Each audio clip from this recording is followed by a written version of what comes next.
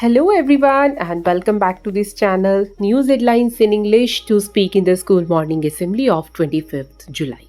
And first of all, national news. PM Modi touch by bomb welcome in London.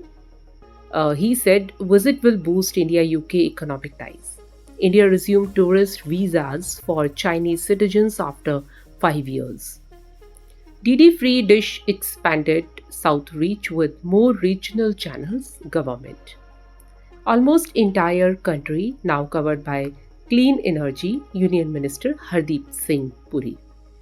Union Home Minister Amit Shah to launch National Cooperative Policy 2025 in New Delhi.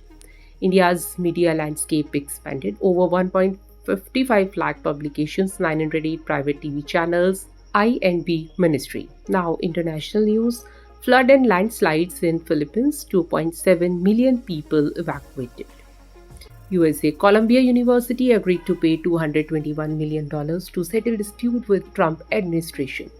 Thailand launched airstrikes on Cambodia after border clashes. UAE Central Bank mandates phase out of SMS and email OTP authentication by March 2026. Former Bangladesh Chief Justice ABM Khairul Haq arrested by Dhaka police.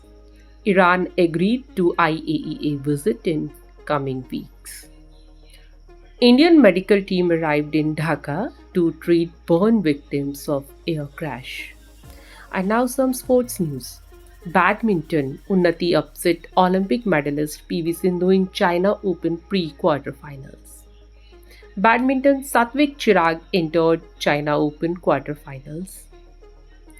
Divya Deshmukh created history, became first Indian to reach FIDE Women's World Cup final.